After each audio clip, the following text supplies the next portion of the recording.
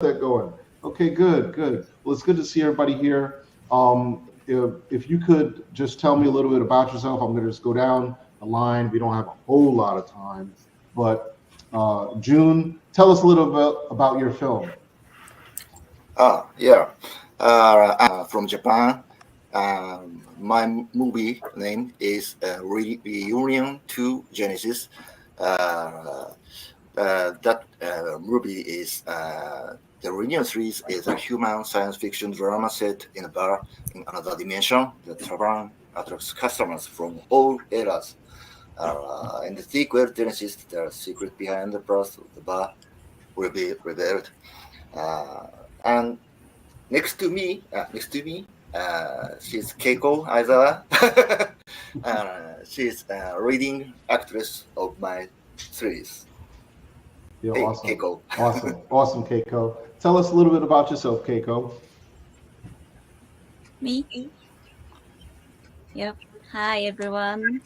I'm the actress, and I usually play on the stage, but this is the first time that I started in the movie, and Jim gave me a chance to play the movie, and I played Mika, who is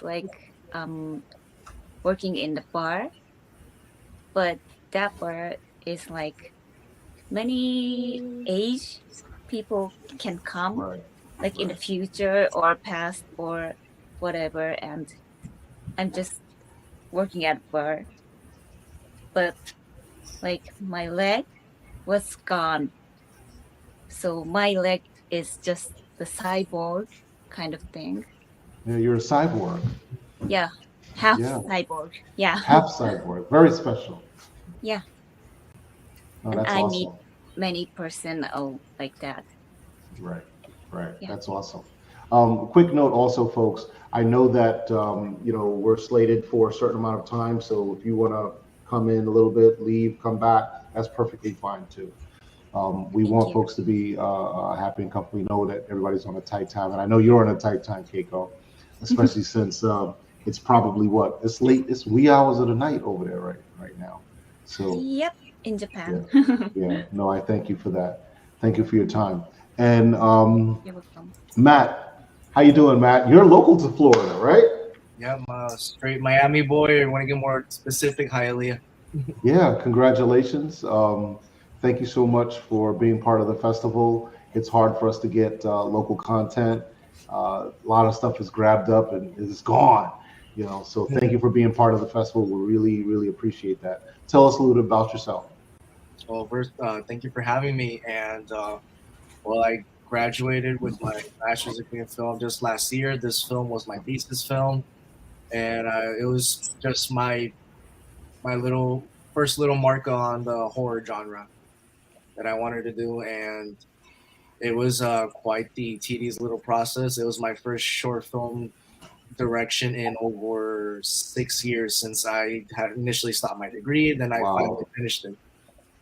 Wow, that's impressive. And we're going to show some trailers as well. We've got trailers for a lot of the films here, so we're going to bring some of those out.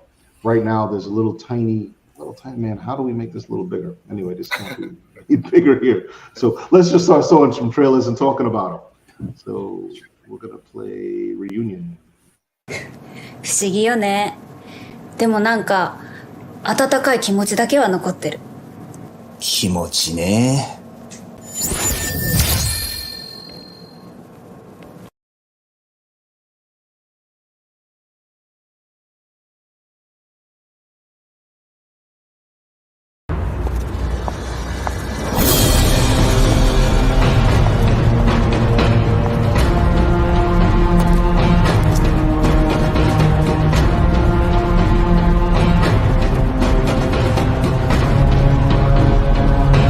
その箱には世界を創生するほどのエネルギーが詰まっている。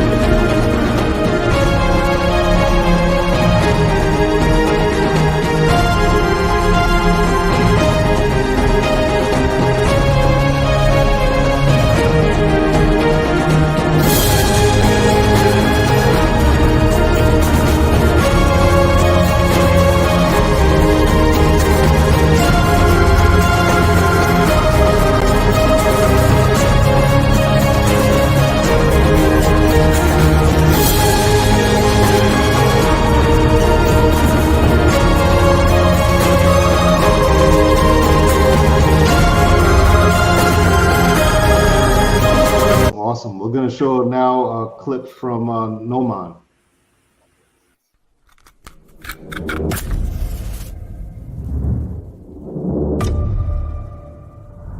Like any summoning ritual, the rules are simple. At 3 a.m., light 5 candles, forming a pentagram. Once you do, take a deep breath. And when you're ready, repeat their name 3 times.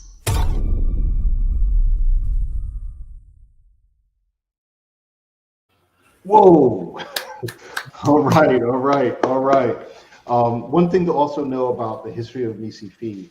MiSciFi is, of course, M-I, which in Spanish means my, SciFi. Very, very important. You'd be surprised how many people, even in Florida, don't get that. But since our very beginning, we included horror because we know that horror, being part of the fantastical world, didn't have enough representation in South Florida. And the whole purpose why MiSciFi was produced was to bring this fantastic content to South Florida, which was absent for many, many, many years. I want to say at least 2 decades before we started. So we've decided to keep it, but horror has grown so large in our program that we created a separate festival for horror. And that festival is called the Quantum Physical Horrific Experience, because horror has become so big at MiSciFi that it actually intrudes on our sci-fi.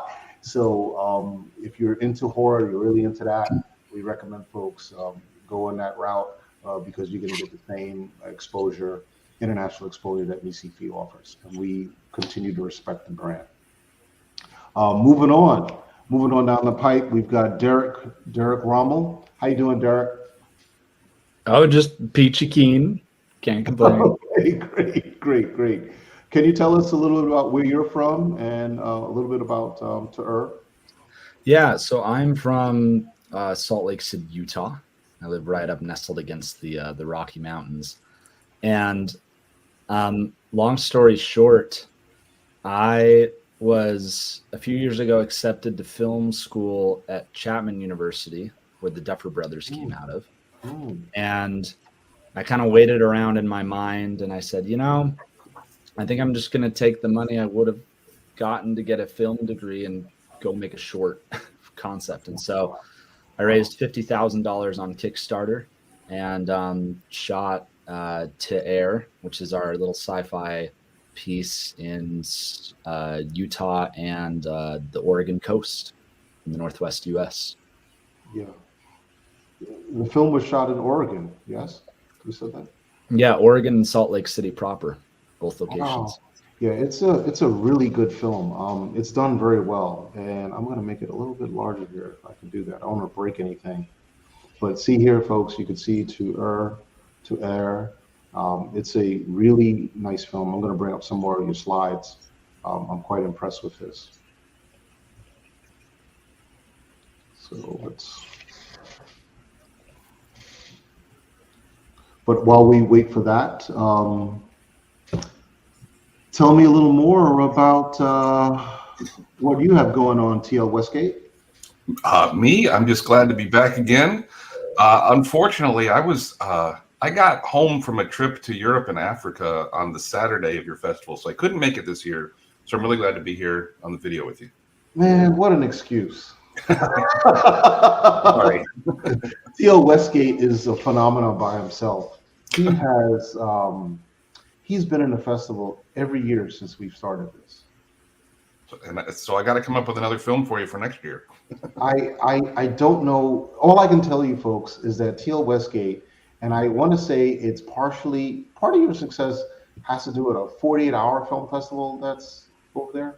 I do a lot of those, yeah, not always. The one that you played this year that got in for this cycle was not a 48, but I do that every year. And if it turns out good enough, we like to float that out to other festivals. And like I said, I wish I could be there because I tell people I make films to support my travel habit. So I always like to just go to festivals and hang out. And it's good to see all you people here today. No, that's great. The one thing I wanted to, what I really want to share with folks is that 48-hour contests, what they do is they force you to use every bit of resources that you have because you're on this incredible time constraint. And as a result of that, you have to tell a story, and you have to tell a concise story. And if you're not a winner, if you don't make it into that festival, it's because you didn't complete all of those essential ingredients into making a good film. So whoever has the siren, please tell me what city you're in so we know to be careful over there. But so it's really important that you're able to achieve that. So when folks go through that iteration process of a 48-hour, they're learning, here's the important part, they're learning the recipe for making a good film. That's what that means. But in that short amount of time, that film, those films are what, about 7 minutes long? Yeah, the requirement is you have to make a film that's 4 to 7 minutes long in 48 hours. Right there, that is one of the secret recipes to getting your film into a film festival. Short, you tell the story, it's so small, the programmer can't resist it. They can't resist it. That's well put. I mean, I remember it was one of your early festivals. I was there on a panel, and some woman asked, she said, all I can do is write feature-length scripts. I don't know how to write a short film. And I said, well, a short film is really just the end of the feature. If you can get your audience up to speed on the characters and just have an ending, make the short film a resolution to a feature, that's success. There you go. There you go. So congratulations again on that. This is your 11th season with us. Next we have John Kendall. Hi. How you doing, John? I mean, I'm doing good. And you're coming to us from Alaska. That's like amazing. That's as far as Japan, man. Well, I am from Alaska, and I shot my film in Alaska, but I am coming to you from Atlanta, Georgia right now. Oh, awesome. Look at that. Look at that. Okay, great. Can we show your trailer? Yeah, please. Okay, here we go.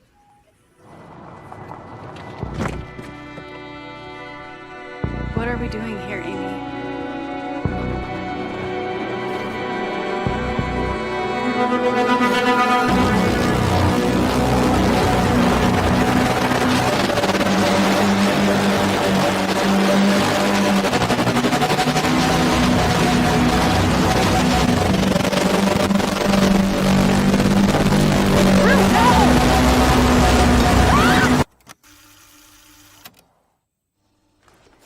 What are we doing here, Amy?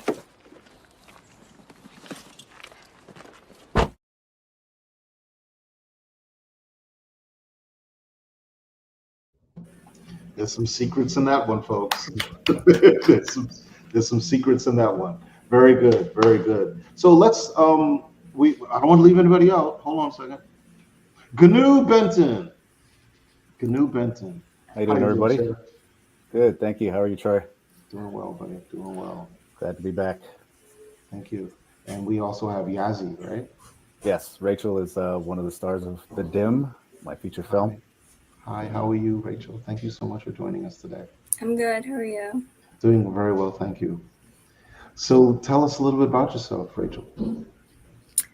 So I am originally from the Navajo Reservation. I grew up in Arizona.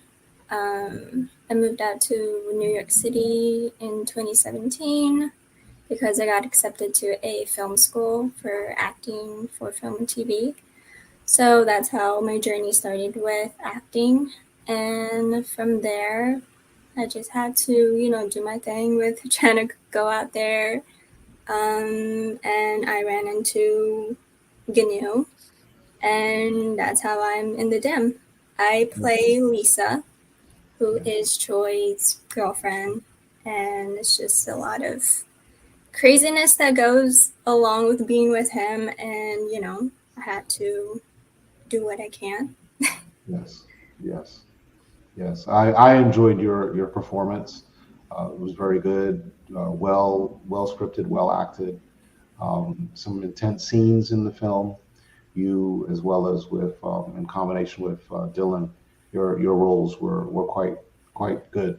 They're done well together. You perform well together. So can we show your trailer? Of course. Absolutely.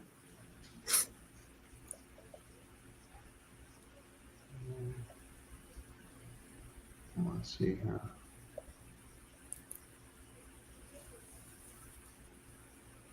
Oh, this is embarrassing. Hold on. All right. So I'd like for you all to think about, while we load up the trailer, I'd like for you to think about what were some of the challenges in producing your films. 1 second.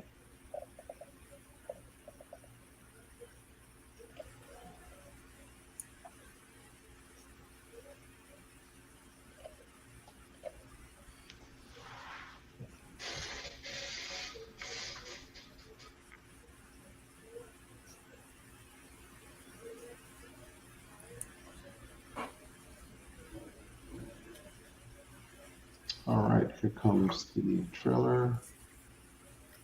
So starting with you, June, what were some of your challenges?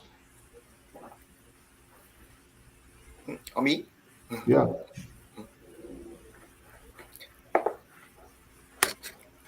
Challenges? Yeah, what was difficult? What was the most difficult part of producing the film? Yeah. Yes. It was difficult to work on advertising production during the daytime, while also working on film production on weekends and nights. It was very hard days. Yeah. Yeah. But I was able to truly complete the film, which made me very proud.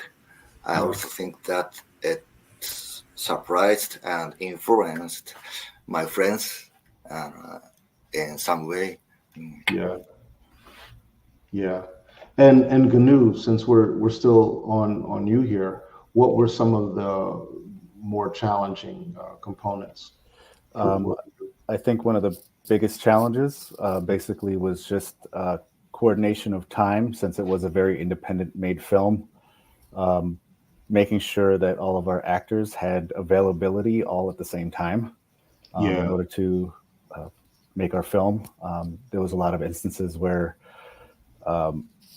conveniently for our film and the theme of our film of somebody being invisible, it was good to have that concept, because sometimes you couldn't have people in the same frames all the time together. Right. So it kind of worked out that, if we had only one person on set, we'd be able to just film with that person acting as though somebody was there, even though they weren't. Wow, that's pretty tough. And I think I mentioned previously in another moment that theatrical actors are really good at that. They're trained to have to imagine all of the stuff around them. And now, of course, with visual effects and being around in just about all the films out there, people have to kind of train themselves to do that, or be told, hey, there's supposed to be a city over there that you're looking at, that kind of thing. Yeah, and I think that in the process of this film, that the actors that came on board, like Rachel, we became friends. So the more we began to shoot, the more comfortable they got, and of course, we're able to just be all in, and be there for me as a director, as an artist, to be able to give me what it is that I needed. You know what I mean? Yeah. Can we show your trailer right now? Yep. Okay, great.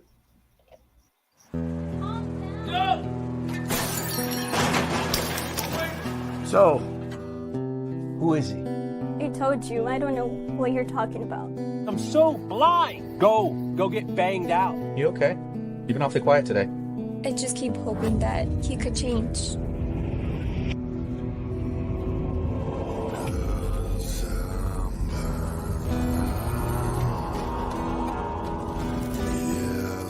Come on, Troy. A cube? You sure about this? Yeah.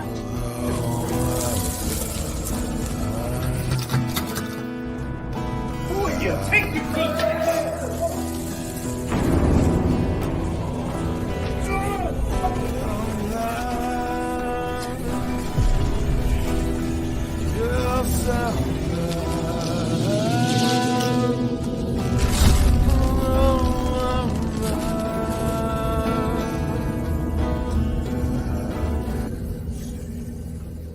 Yeah.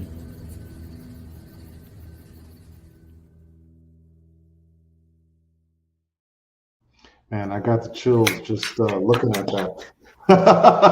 Looking at that supernatural feature you have there. That gave me the chills, man. Wow. Wow, awesome.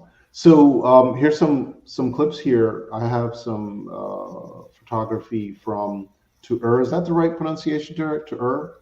Yeah, to air, tomato, potato, whatever Yeah, works. but quite impressive, man. You had some really good photography, and your cinematography was excellent. It was very well done.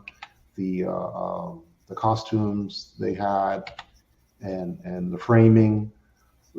Just to let folks know, these are androids, right? Am I right about that? Yeah. Androids after like some apocalypse took place. Um, it's pretty good, very well done. Acting was very good, and this is part of that Oregonian coast you were talking about, right? Yep. We found a spot called Tunnel Beach. Tunnel Beach, Went. and there are 2 films in the festival that were shot in Oregon. Aye. Yeah, the other one is Pinwheel Horizon, which is more like a fantasy, Lord of the Rings kind of film. Good job, man. Good job. Yeah, thank you. So to ask a question here, real quick, folks. Next question goes to Matt. Matt, what was some of the challenges? You this is a horror film. It's got a pretty much like a dark magic theme to it. And it's, if I'm correct, was the cop in the car, was that her dad?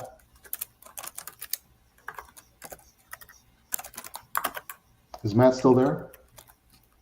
Sorry, I was still muted. Yes, that's her dad. That is her dad. Oh man, that's awesome. So that really adds more depth to the story, because when you see it, he's like kind of like, what's going on? What is this? Whatever. I told you, and that it opens it up to what else is going on. So what was probably the most challenging thing that you had to go through in producing your short? I'd say right before filming started, we were having some location issues, and one of the ones for the exterior scenes, the owner told us no, due to personal reasons. So we had to scramble to find another exterior location. And the original interior, we had to scramble another one for that, since it was initially going to be in my uncle's house. He's kind of religious, and I don't think he would have liked us filming something very dark and satanic inside his home. So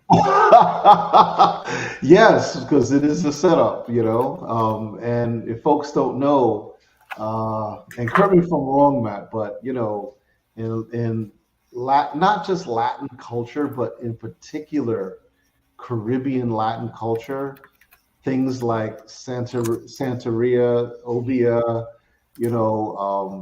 that still exists and is carried into Miami. So there are lots of cultural influences into the spirituality of the dead.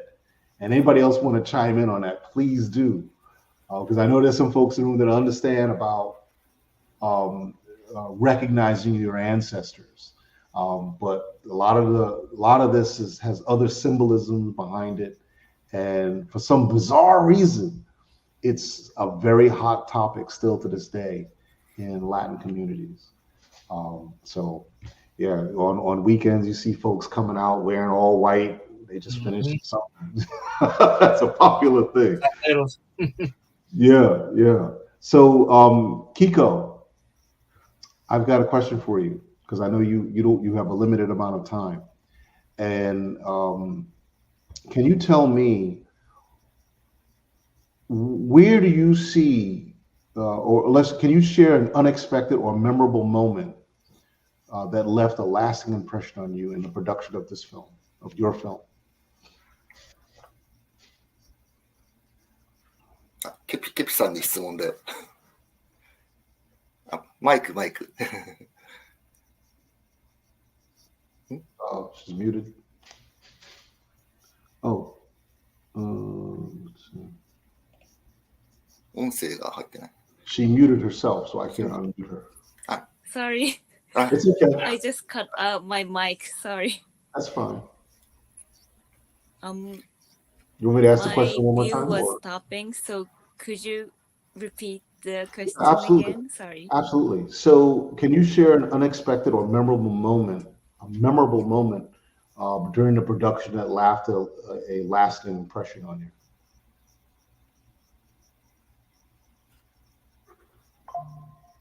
She's freezing.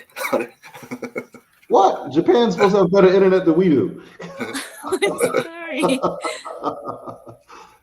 Maybe I can Or you- answer about that. all your fans are raging on your app. 映画の中で一番思い出に残ったことは何ですかっていう Yeah, 撮影で。 I talked it about a lot in Japan, but we went to Tochigi Prefecture. It's about far from Tokyo, and we stayed at there and have the last scene with the drone camera. And before coming to Tochigi, the weather was like raining weather, but we all finished the film taking. It just started raining, so Sure. like the weather was like greeting of me. I thought that. I think I've heard this story. Yeah, well, that's one of the tough parts of producing. If you're doing an outside, cut, and everybody's in costume, and those costumes are like irreplaceable. Not to mention they could never be washed. Nothing can ever happen to them, and the last you want them to do is get wet while you're on set. So yeah, I remember June mentioned that when issue that they faced before. So that's amazing. But I'd like folks to think a little bit about the next question. And I'm going to open up with Caesar. Caesar, can you, I would like for you to be the first one to talk about it, but can you talk a little bit about what you think is going on with the film industry in the advent of us having all these new tools, software, these technologies and platforms? How do you think that's going to change the independent film world? And while you're thinking about that, let's show his trailer. Can we show your trailer? His trailer is called Nick 2040.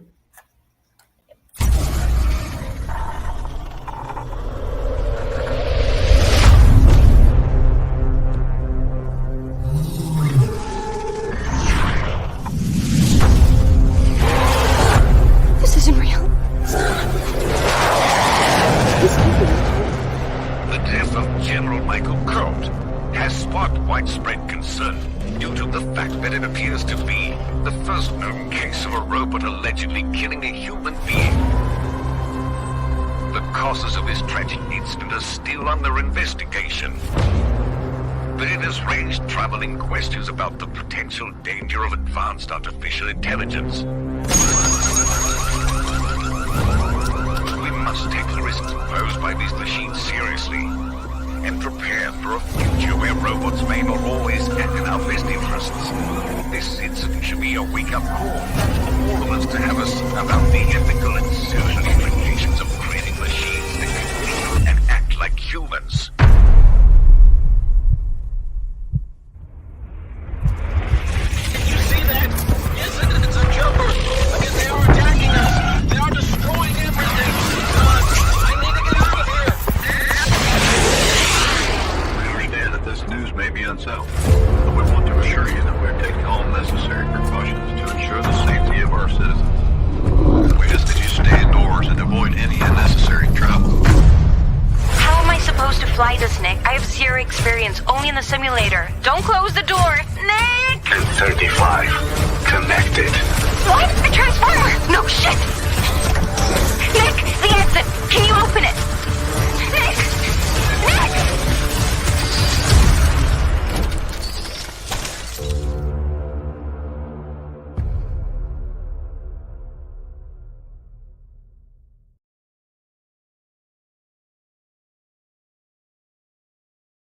Was that a transformer? Very great. Yeah, something. Man, this is the guy you want to do your VFX with. Okay, we got a bunch of them at the festival.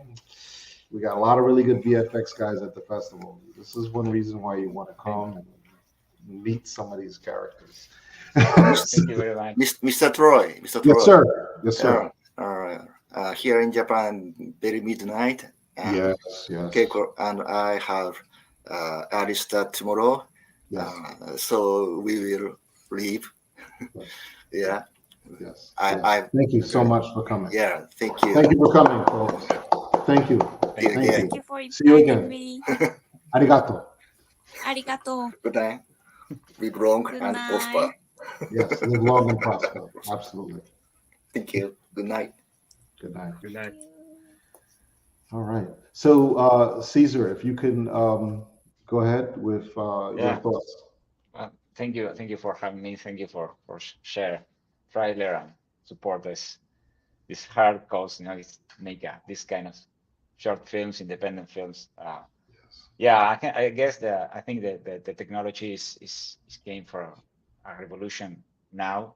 These images you can see now are in my head from all my career, all my from I was a child, but I guess these couple years was a very different way to make this kind of VFX. I tried to do it from since I don't know 10, 15 years ago. I started with VFX, but really think obviously from I start using that software Unreal. It is a real-time software.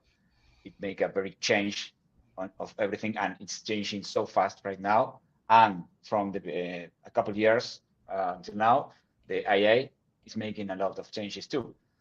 In this trailer, I use AI voices, so the voice you hear in English of the news voices was Yeah. 100% in with AI. What? So it's yeah. The news, no, the guy is talking is just AI. I just write the words and that's all. It's amazing. And my last short, this is Invasion 2040. I rebuilt with 100% new voices, all in AI. So I replaced the original voices for AI voices, just 50-50. I try new things. Maybe it doesn't work but it's coming so fast, and it will be a very useful for us, because you can make in a film, if you want to change something, you can do it without using the real voices. You can do an AI voices, and it's very useful when you need to change something and you need to, you don't have time, maybe. So it's very useful. There is a lot of other things I did, always I did manually, and like the old, the old things you do. But I guess this is the main reason why this is a revolution. Is a mix between AI and the new software, hardware. I use just good computer, but it's not a super computer. Just it's a good computer, and these tools can make you make this kind of films. Yes. Una pregunta. I have a question for you.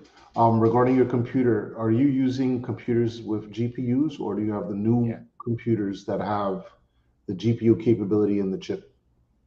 No, I use in GPU, 4090, and that standard RTX NVIDIA GPU. But this is very important for real time. It's very important to have a good computer, because if not, you can't develop some things.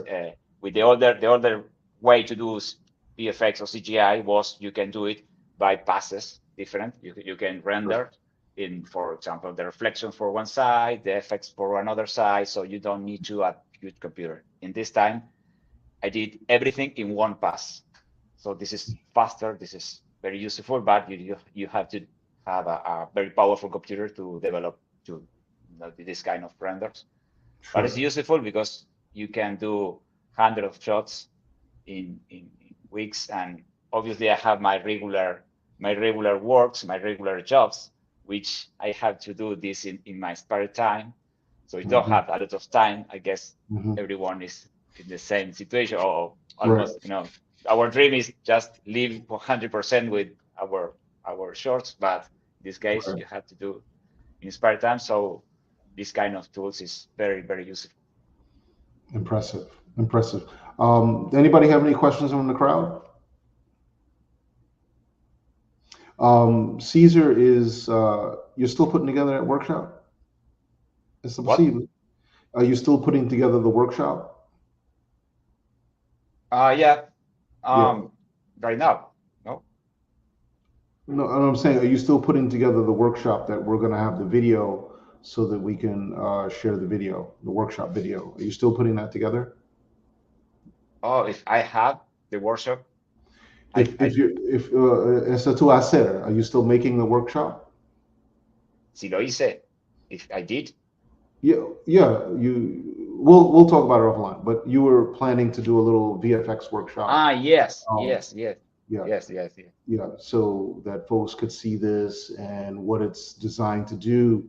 For filmmakers, it's designed for filmmakers. Says, hey, I need to have CGI, stuff. I need to have some sort of animations, computer graphics in my film, and I don't know how to do it myself. I can't do a good enough job. I got to hire a company to do this. So Caesar is putting together a small workshop of how you put this content, your ideas together so that you can present that to a company like his or him to get this done. Because that's one of the biggest challenges for a lot of people who make science fiction or these fantastical films. They don't know where to look, or they have no idea where to start. Or they can't do it themselves, or the movie takes an extra 2 years if they do it themselves. You don't want to be in that position.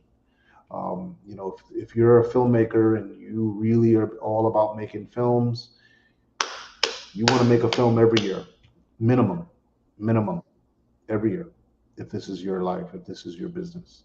So you don't do it yourself. That's the bottom line. You don't do it yourself. You get teams of people that help you make this happen, because that's how the big boys do it. Trust me. Okay, they have 5, 6, 7, 8, 9, 10 people writing their stories. So with that said, Derek, what are your thoughts on what's going on in the industry? Sorry, repeat that question. You cut out. I'm sorry. What are your thoughts to how, with all the technological advances, these new techs, new platforms, how do you think that's going to change the indie filmmaking world? From my perspective, I think it just puts more power in the hands of the common man for filmmaking. And so when you look at the developments with artificial intelligence, I pretty regularly use ChatGPT to filter my ideas, because I think what a lot of this artificial intelligence technology does is it like brings forward a very good basic version of things. Like there's one time where I fed ChatGPT, I was like, give me a Hallmarkian rom-com plot, top to bottom, and it like listed it out, no problem. Like two people meet, one of them's a backwoods country guy and the other one's a city girl, and it just didn't have a problem ripping that out. Yeah, and I want folks to understand the exact phrase that Snur Romrell used. He used ChatGPT to filter his thoughts, not to say, "Oh, I used it to make this." No, he told it what he wanted, and he's having this iteration, this dance with it to filter out exactly what makes sense to him. Right. And frankly, like that's why I say basic, and that's why I use a Hallmark film example, because those are formulaic. Like ChatGPT can't write Everything Everywhere All at Once. Like ChatGPT can't write 2001: A Space Odyssey. Like it doesn't quite have that creative edge. And so yeah, that's why I say filter, like use it, because it can kind of like give you, at least from a writing perspective, AI tools can give you a great first draft, and at least just like a starting block to work with something. But frankly, unless you give it the input, as far as I've seen it, it can't give you something that is really like emotionally compelling or impactful just by typing in a prompt. Right. So you really got to work at it, but I think it can be used to your advantage to create great stuff faster, especially for the common man needing those tools. Yeah. Awesome. No, that's great. TL? Yes, sir. In terms of AI, yeah, I don't use Chat GPT for any of that, but I also edit and I do visual effects, and it's coming in real handy there. I was really surprised. I was shooting some footage for a friend of mine who's trying to launch like a wildlife web series, and we were visiting lions and tigers, but the bear was asleep. Oh my. But we were right by this lion, and he said, "Oh, hey, real quick, I just want to say something here." I didn't have him mic'd. I just had the on-camera mic on my Blackmagic. I was like, this isn't going to work, but go ahead. I threw that into Premiere and did the audio AI. It was like I put a mic on the guy. And believe me, it was like at negative 36 dB. And it was it blew my mind. And every test I've done on it, it is amazing at pulling dialogue out of bad captured audio. So the tool, I want to get into the new like rotoscoping with the AI, and AI might eliminate the need for green screens if it's that good. I haven't looked into it that much, but the tools are there to really up your game. And what system is this? Which one did you call it? What did you call it? Well, I use PCs, but it's Adobe, the After Effects and Premiere. I haven't fiddled with Audition, but I'm sure that there's equally amazing AI enhancements there. So you're saying it's an AI plugin that's within Adobe's tool set? Yep, it's right there. There's a panel in Premiere that you click on called Essential Sound, and all of a sudden there's all these options, and you start playing with them, and you get amazing results. That's fantastic. Oh, it's incredible. That's fantastic. But then again, this is the conversation that we had last night. There was a real late night conversation on the Pacific Rim about AI tools and how AI, if you use it as designed as a tool to help us, we're getting all these wonderful benefits from it, opposed to how it's being vilified in media, social media. They're vilifying all of this stuff. But at the end of the day, it's a tool that can be used to help us in a myriad of ways, way more than we've ever used tools before. So at the end of the day, it's just how we use the technology. Either we want to make a Terminator, or we want to make a new puppy or something to help around the house. So my other question that I really want to pose with you guys, I'm going to hit you all with something really different now. You ready for it? I'm sitting down.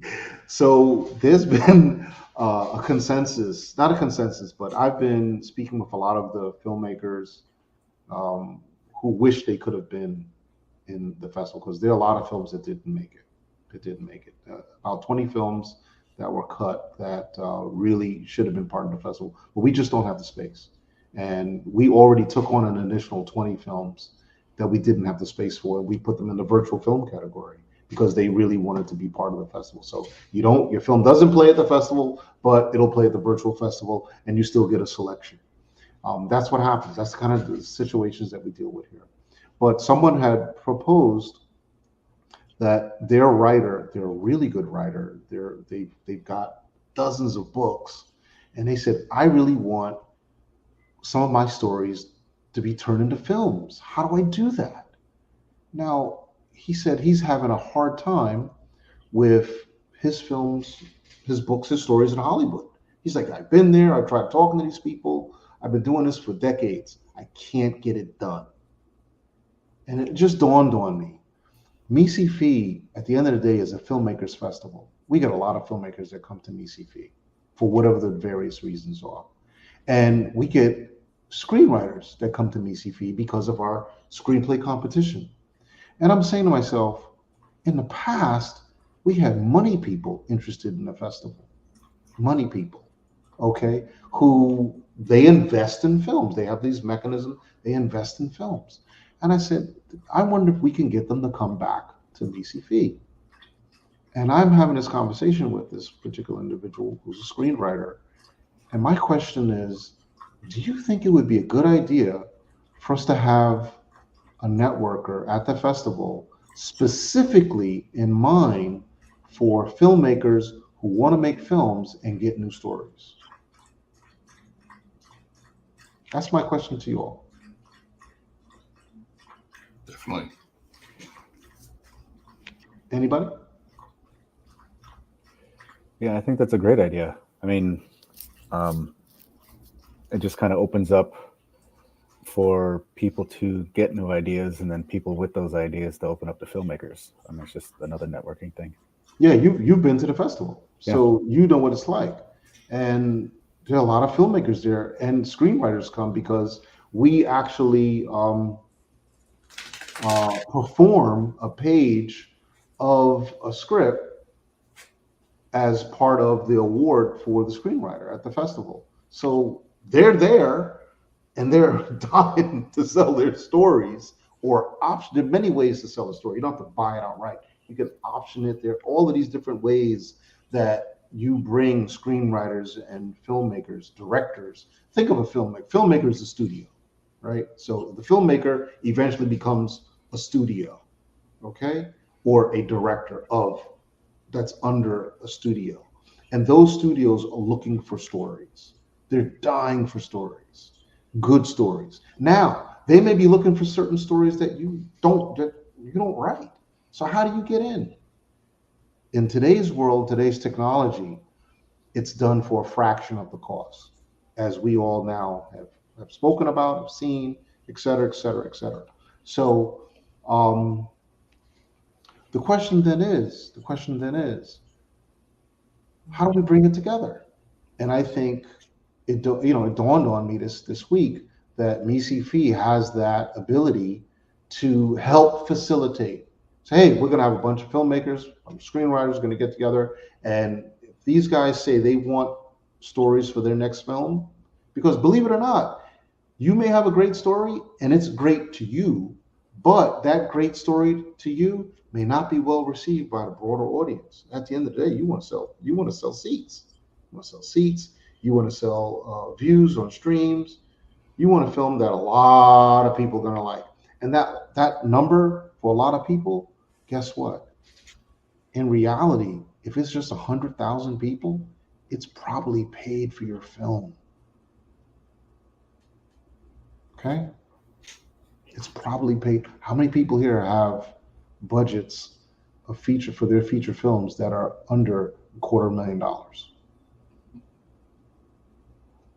Doesn't take much. The world had the prices for everything, just like Walmart 10 years ago, slashing. Everything's coming down in cost, everything. But revenues are going up because of the accessibility to content. You can watch it on your phone. You can watch it all over the world now. Your audience is everybody on the planet. That's where we are now. And just making a little bit of money from this group, it all adds up. Next thing you know, you've got enough money coming in to not only make your film, your next film, but you're paying yourself. You're making a profit from it. That's the real key. We've had filmmakers at MiSciFi that produce feature films for under $25,000, and they sold their movies and they've made more than their money back, way more than their money back, because they developed a recipe that works, utilizing the outdoors. I'm not going to keep talking about this because that's a separate talk by itself. But there are many, many ways to get this done, and the technology and the access to that technology, which is even more important, is driving the system. It's making things so crazy that you're finding companies that were laughed at are now the dominant companies on this earth. Tubi is one of them. Okay? People are like, what's this, free? Are you out of your mind? They're giving content away for free. They now dominate the marketplace. Okay? Just in a few years. So we're running real tight on time, so we got to do something real fun because I don't want to make this so dull. So, Star Trek or Star Wars? Matt? Star Wars. Star Wars. Why? Why? Nostalgia, I guess you can say. It's what I grew up with. I didn't get into Star Trek until after the first movie with Chris Pine came out. Okay. So, what is your favorite Star Trek movie or series? Really, the most I've seen have been the movies. I haven't seen none of the shows. Maybe clips here and there of the original. Okay. If you were to ask my VFX guy for Noman, like he'll probably tell you everything there is to know about Star Trek. He's seen it all. You needed to bring him over here, but I should've. yeah, bring him on next time. But I highly recommend some of the series, in particular Andor. Anybody who's a filmmaker gotta see Andor. That just raised the bar so high. I don't know how they're gonna do better than that. Gnu. Star Wars simply for nostalgia. But just the first three, and some of the new stuff like Andor and Mandalorian. The first 2 seasons of Mandalorian. Yeah. I like that. I do like Star Trek for. Forgive me, but it feels a little more adult with themes and how it pursues certain things. You know what I mean? Mm-hmm. So that is refreshing when you watch Star Trek. Okay. Kristen. Oh, wow. Kristen Gentry just reached out to us. Somebody in here really put a social media out. Kristen Gentry. She runs IndigiPopX. That's the Indigenous Comic Con, which is one of the biggest things going in the middle of the U.S. right now. That's awesome that she's listening to us. Thank you so much, Kristen. We appreciate you. The next one is someone named Kelly Darlene Dennis. She liked TL Westgate's comments on AI tools. Awesome. Derek, Star Trek or Star Wars? So I would say Star Wars, and here's why. I don't want to sound like a wiener, but Picasso once said a great artist steal. And I think Star Wars is the best theft of Frank Herbert's Dune. that I think I've ever seen.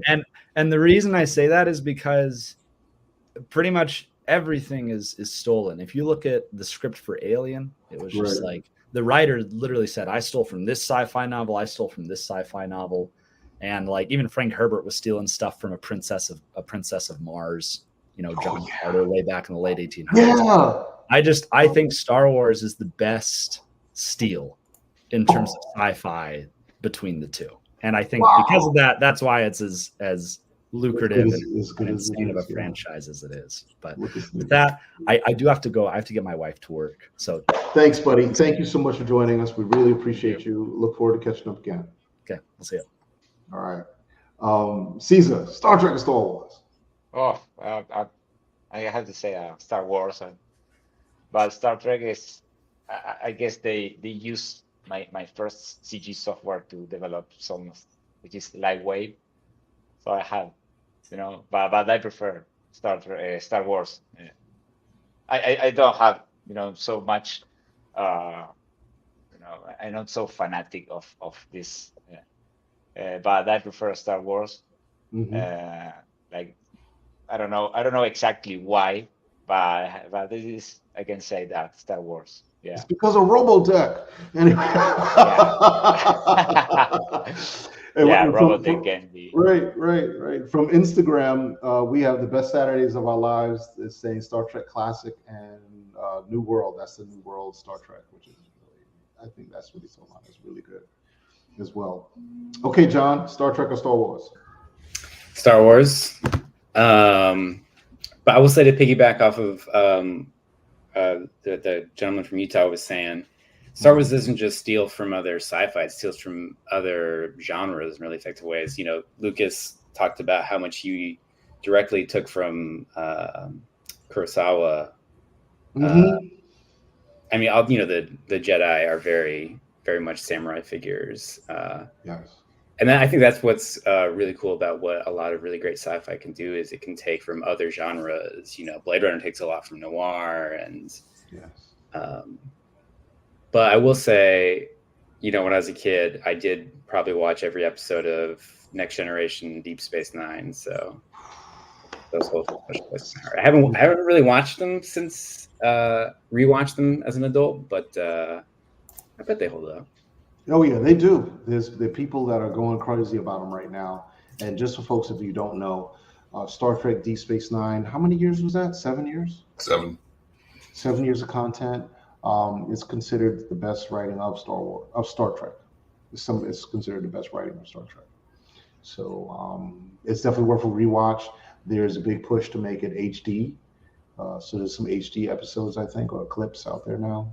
But yeah, matter of fact, I think you can watch it on either Tubi or Pluto TV all day long. It has its own channel.